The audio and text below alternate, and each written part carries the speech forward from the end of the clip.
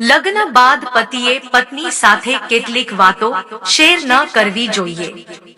આચાર્ય ચાણક્ય કહે છે કે જો આવી વાતો પણ કહેવામાં આવે તો વહેલા મોડા એનું પરિણામ ભોગવવાનો વારો આવી શકે છે।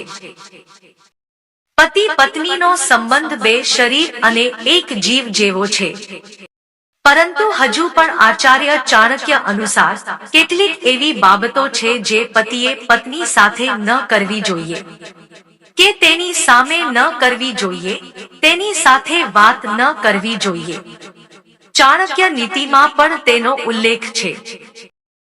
તમારી નબળાઈ તમારા પાર્ટનરને ક્યારેય ન જણાવો, કારણ કે કોઈ નબળી ક્ષણે કે ઝઘડા જેવા કિસ્સામાં તે તેનો ઉપયોગ તમારી વિરુદ્ધ કરી શકે છે। તેના આધારે જ તેઓ તમારો આત્મવિશ્વાસ પણ તોડી શકે છે। જો તમારું અપમાન થયું હોય તો તમારી પત્નીને પણ તેના વિશે કહો નહીં, કારણ કે ભવિષ્યમાં એવો સમય આવશે જ્યારે તે તમને તે અપમાનની યાદ અપાવશે અને તમારા વિશે ખરાબ પણ બોલશે।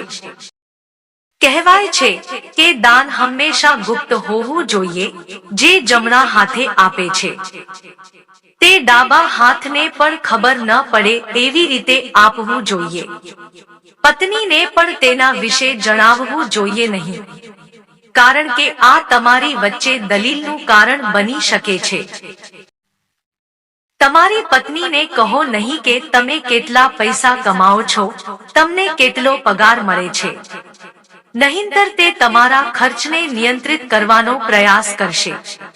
આનાથી તમારા માટે જરૂરી વસ્તુઓ પર પણ ખર્ચ કરવામાં મુશ્કેલી પડશે। મિત્રો, આ માહિતી માંથી કંઈક નવું જાણવા મળ્યું જ હશે, તો લાઈક અને સબસ્ક્રાઇબ બાકી હોય તો કરી લેજો।